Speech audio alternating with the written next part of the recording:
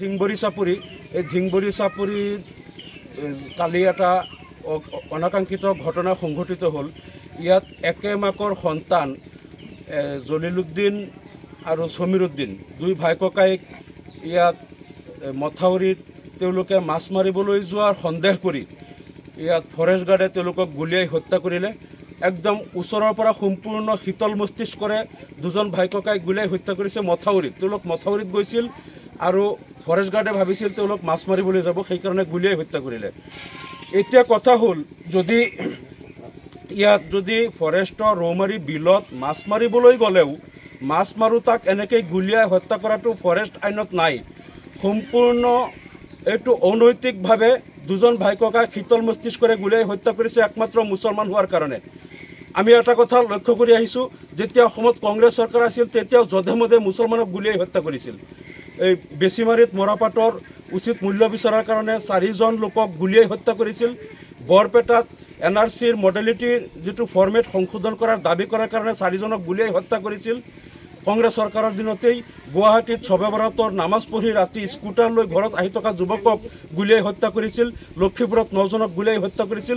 মুছলমান পালেই গুলিয়াই হত্যা কৰাটো কংগ্ৰেছৰ যেনেকৈ স্বভাৱ আছিল, একেই কাম এতিয়া বিজেপিয়ে কৰি আছে।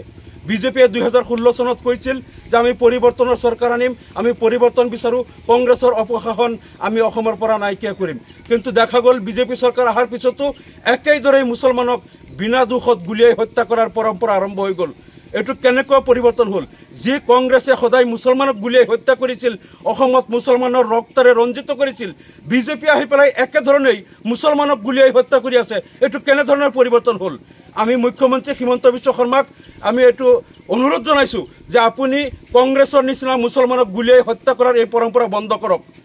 বহুত হৈ গ'ল অসমত নিৰ্দোষ নিৰপৰাধ মুছলমানক কংগ্ৰেছে যেনেকৈ গুলিয়াই বাৰে বাৰে হত্যা কৰিছিল, আপোনালোকৰ বিজেপিয়েও একেদৰে গুলিয়াই হত্যা কৰি আছে। মুছলমান হত্যা কৰা বন্ধ কৰক।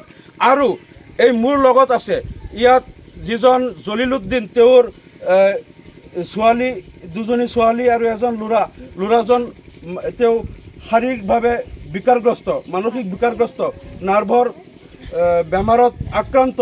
তেওঁ ট্ৰিটমেণ্ট কৰিব পৰা নাই, দুখীয়া মানুহ, ঘৰ একেবাৰে অৱস্থা নাই, তেওঁ আই ঘৰটো সম্পূৰ্ণকৈ বনাব পৰা নাই।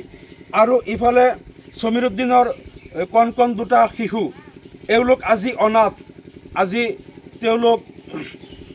আজি এটিম হৈ গ'ল। তেওঁলোকৰ পিতৃক আৰক্ষীয়ে ঠাণ্ডা মস্তিষ্কৰে, শীতল মস্তিষ্কৰে গুলিয়াই হত্যা কৰিলে। গতিকে এই অনাথ শিশুসকলৰ কি অপৰাধ আছিল? তেওঁলোকৰ মাতৃ আজি বিধৱা হৈ গ'ল। কিয় বিধৱা হ'ব লগা হ'ল? এই শিশুসকল কিয় অনাথ হ'ব লগা হ'ল? মুছলমান হত্যাযজ্ঞ কেতিয়া অসমত বন্ধ হ'ব? যেনেকৈ কংগ্ৰেছে বাৰে বাৰে গুলিয়াইছিল মুছলমানক, বিজেপিয়েও একেদৰে মুছলমানক গুলিয়াইছে। কংগ্ৰেছৰ আৰ্হিত মুছলমানক হত্যা কৰা মুখ্যমন্ত্ৰী হিমন্ত বিশ্ব শৰ্মাই বন্ধ কৰক।